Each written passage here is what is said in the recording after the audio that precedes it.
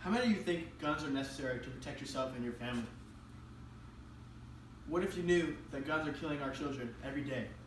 Magazines usually tell people and show off these guns and explain how powerful and beautiful they are. But they never explain the amount of casualties that children have to go through because of our own weaponry. But I'm here to ask you all to oppose gun ownership, because the fact is that these are weapons of violence. They took more lives away every year, and they make people blind to the fact that we are killing our own children. At any moment, someone that you know or love, or a friend, could be affected by gun violence. We should oppose gun ownership, because guns are a weapon of violence. They increase the number of children that die every year, in which turn makes people blind to the fact that we are killing our own children. Today I'd like to talk to you first about protecting our children from violence. Second, how gun violence has already affected our nation.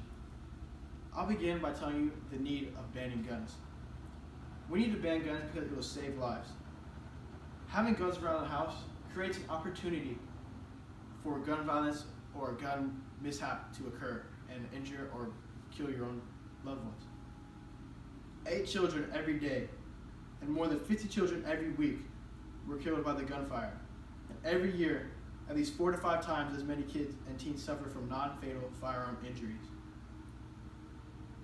The rate of firearm deaths between the children of ages 0 to 14 is nearly 12 times higher in the US than 25 other developed nations.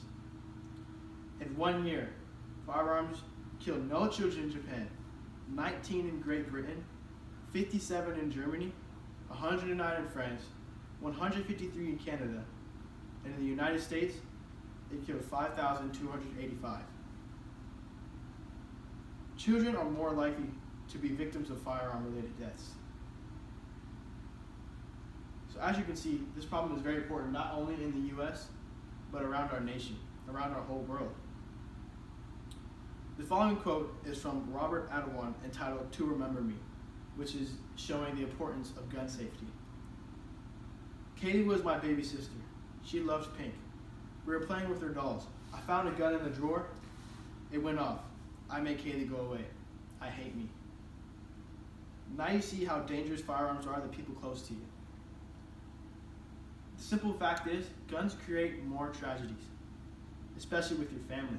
So talk to your family about better ways to protect your family if you own a firearm. It saves lives to the people close to you, and it simply takes away the option of that ever happening if you get rid of the firearm altogether. People might think they can keep their weapons properly secured, but if there are no guns at all, again, it takes away the opportunity of a tragedy to strike in your own house.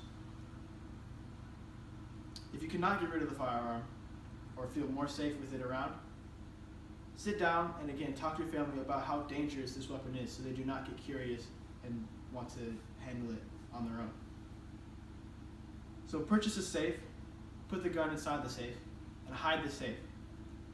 This is one of many ways to secure your weapon, but if you do this, it is very difficult for your children to find it. And only let the people know where the safe is, obviously to protect yourself and other people if you are not home, but only people who are mature enough and educated enough to handle it. As you can see, the tragedies of gun control need to be stopped. If people locked up their firearms and kept it away from their children, there would be less suicides, mistake deaths, and school shootings. Of the K-12 shootings, of the 40 K-12 shootings of the shooter's age was known, 28 were committed by minors. Of the 16 K-12 shootings, where it was possible to determine the source of the firearm, 10 of the young perpetrators got their guns from home. The report says in some cases, investigators and news accounts declined to say where the shooters obtained the guns. Other accounts did not provide the shooter ages at all. If we do not act on this, there will be more deaths, either murder or suicides, or even deaths on accident. So as you can easily see, bullets cannot be taken back. Therefore, we need to oppose gun ownership. I challenge you, the audience, to oppose gun ownership and save a life. I've told you about the need for gun safety in our homes, and what happens when we finally know how to secure our firearm.